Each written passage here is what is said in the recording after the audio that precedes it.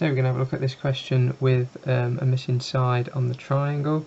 So we can see it's a right angled triangle, and the method we might use for missing sides when we know one side and one angle is going to be trigonometry. So let's have a go at that. So the first thing we need to do is label the triangle. So this side here is the hypotenuse. This is the longest side of the triangle. This side is the adjacent. It's adjacent is next to the angle, and this side over here is the opposite. It's opposite the acute angle that we know. So one of the hardest things with trigonometry is choosing the correct trigonometric ratio to use. So we use this acronym SOHCAHTOA. There's lots of ways, lots of rhymes to help you remember that.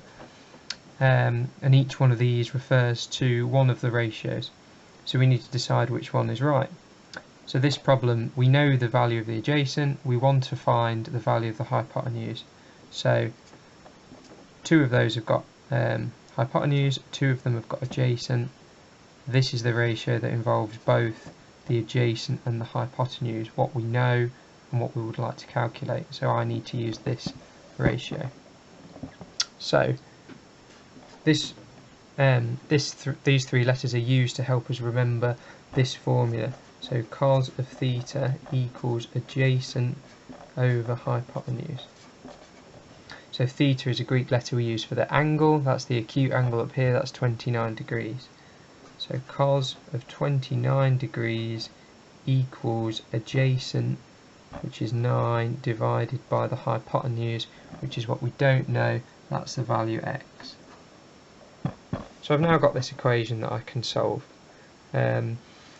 So I've got to be careful as well. I might need some brackets here to ensure that my calculator knows that the angle is 29 degrees. So the first thing I need to do to rearrange this equation is multiply both sides by x, because this is in my denominator. So I get x times cos of 29, again your calculator might need the brackets, it might not, equals 9. So that's the most difficult step, I would say, getting rid of this fraction, multiplying both sides by x. I now need to make x the subject of this equation, so I need to divide both sides by cos of 29. So that's one value which our calculator will tell us when we type it in. So 9 divided by cos of 29 degrees. So if I type that into my calculator, that should give me the answer. Again, you might need some brackets around here, you might need some brackets around here. If your calculator is one of the newer scientific types, you might just push the fraction button and type it in like so. So to one decimal place, that should give you 10.3 centimetres, which looks about right, because if we look at the triangle, we can see the hypotenuse is the longest side, so I'm expecting an answer that's a little bit bigger than 9 centimetres. If you didn't get 10.3 centimetres, it could be that your calculator's in the wrong mode. It needs to be in degrees, so we know that this 29 is in degrees.